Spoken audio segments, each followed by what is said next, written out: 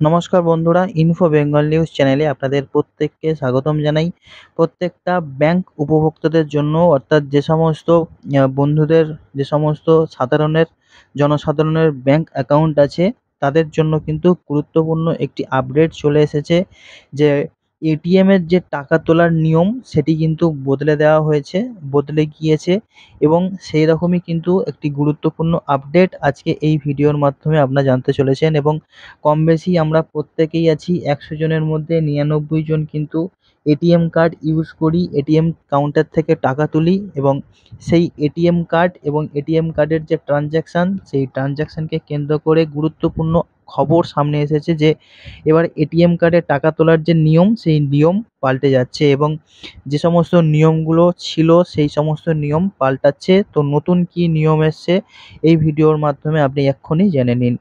Metro শহরে মাসে ৩ বারের বেশি যদি আপনি এটিএম থেকে টাকা তুলতে থাকেন তাহলে কিন্তু আপনাকে চার্জ করা হয়ে থাকে। আরবিআই এর যে নতুন নিয়ম, সেই নতুন নিয়ম অনুযায়ী আপনাকে কত টাকা চার্জ দিতে হবে এখন এই ভিডিওটার মাধ্যমে আপনারা জানতে পারবেন।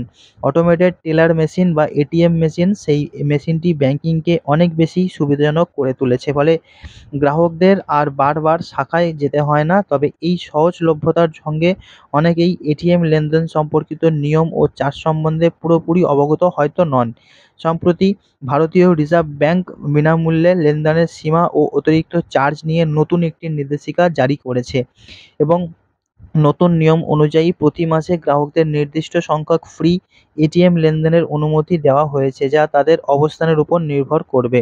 এখানে মেট্রো শহরের জন্য প্রতি মাসে যে ৩টি ফ্রি ট্রানজ্যাকশান বা লেনদেন ছিল, সেটি ক্যাশ উত্তোলন করা, অর্থাৎ আপনারা টাকা তুলতে পারবেন, ব্যালেন্স চেক করা সহ অন্যান্য নন ফিনান্সিয়াল যে সমস্ত লেনদেন রয়েছে তার মধ্যে কিন্তু এগুলো ইনক্লুড রয়েছে। এছাড়া যে সমস্ত নন মেট্রো শহর রয়েছে, প্রতি মাসে সেখানে আপনি ৫টি ফ্রি ট্রানজ্যাকশান পেয়ে যাবেন এবং এই সীমা অতিক্রম করলে প্রতিটি অতিরিক্ত লেনদেনের জন্য ব্যাংক চার্জ নেওয়ার জন্য কিন্তু এখন নতুন করে নিয়ম নিয়ে চলে এসেছে। এবং এই যে নতুন একটি সীমা, সেখানে একটি নতুন সীমা বেঁধে দেওয়া হয়েছে, তার ফলে কিন্তু চার্জ বাড়বে সেটা কিন্তু খবর পাওয়া যাচ্ছে। এবং যদি আপনি টাকা তোলেন এই রকম যে ট্রানজ্যাকশান, সেখানে ফিনান্সিয়াল যে ট্রানজ্যাকশান তার জন্য সর্বোচ্চ ২৩ পর্যন্ত চার্জ আপনি দিতে পারেন, যেটি হলো জিএসটি সহ। এছাড়া ব্যালেন্স চেক করার মতো নন ফিনান্সিয়াল যে সমস্ত ট্রানজ্যাকশান রয়েছে তার জন্য কিছু ব্যাংক সর্বোচ্চ ১১ চার্জ করবে, অর্থাৎ ২৩ টাকা ও ১১ টাকা এই হিসাবে আপনাকে চার্জ করবে। এছাড়া চার্জের যে পরিমাণ সেটি বিভিন্ন ব্যাংকের কিন্তু আলাদা আলাদা হতে পারে। তো এটিএম ব্যবহারের পাশাপাশি সরকার বড় অঙ্কের লেনদেনের জন্য নতুন একটি বিধান চালু করেছে।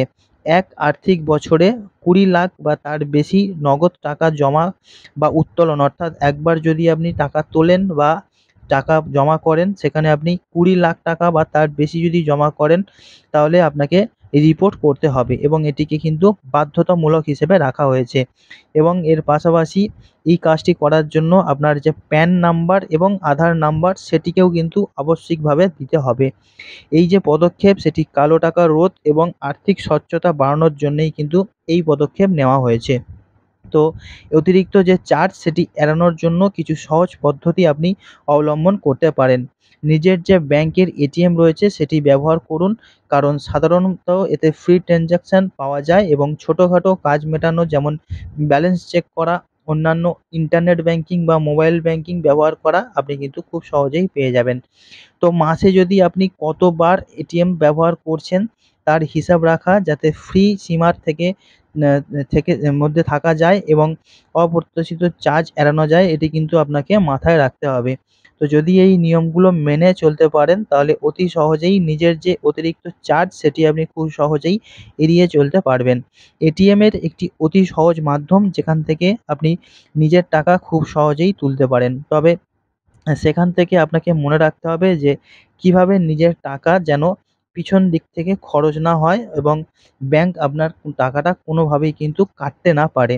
তো যদি একবারে হিসাব করে দেখেন যে এটিএম থেকে টাকা তুলতে পারবেন, তাহলে আপনাকে অতিরিক্ত চার্জ দিতে হবে না। অর্থাৎ আপনার হিসাবটা ঠিক এমন দাঁড়াচ্ছে, যদি আপনার ১০,০০০ টাকার প্রয়োজন পড়ে, তাহলে আপনি ১০,০০০ টাকার থেকে আরও বেশি কিছু তুলে রাখতে পারেন। কারণ নেক্সট টাইম যদি আপনার প্রয়োজন পড়ে, সেই টাকাটা আপনাকে হয়তো আরও একবার টাকা তুলতে হবে, বা আরও কয়েকবার টাকা তুলতে হবে, এবং নতুন নিয়ম অনুযায়ী ৫টা ফ্রি ট্রানজ্যাকশান এবং ৩টে ফ্রি ট্রানজ্যাকশান, তারপর কিন্তু আপনাকে চার্জ দিতে হবে। তো আপনার যে নিজের ব্যাংক, সেই নিজের ব্যাংক আপনাকে কিন্তু ব্যবহার করতে হলে অবশ্যই এটিএম কার্ড গুরুত্বপূর্ণ একটি ভূমিকা পালন করে। তো যদি অন্য কোনো ব্যাংক আপনি বেশি বেশি ব্যবহার করেন, তাহলে আপনাকে তার জন্য অতিরিক্ত টাকা গুনতে হবে। অর্থাৎ আপনার নিজের যে ব্যাংকটি আছে, যদি আমি উদাহরণস্বরূপ বলি, তাহলে ধরুন আপনার কাছে স্টেট ব্যাংক অফ ইন্ডিয়ার এটিএম কার্ড রয়েছে এবং আপনি স্টেট ব্যাংক অফ ইন্ডিয়ার একটি গ্রাহক, তাহলে আপনি কিন্তু স্টেট ব্যাংক অফ ইন্ডিয়ার যে সমস্ত এটিএম কাউন্টারগুলো রয়েছে সেগুলো ব্যবহার করুন, এবং অন্যান্য যে সমস্ত ব্যাংকগুলো রয়েছে সেইখান থেকে কিন্তু একটু কম ট্রানজ্যাকশান করুন। তাহলে যে ফ্রি ট্রানজ্যাকশান থাকে, এটি আপনি খুব সহজেই পেয়ে যাবেন। তো বন্ধুরা, আপডেট ছিল এই পর্যন্তই। আসছি পরের গুরুত্বপূর্ণ নতুন কোনো আপডেট নিয়ে। ততক্ষণ সবাই খুব ভালো থাকুন। Good bye.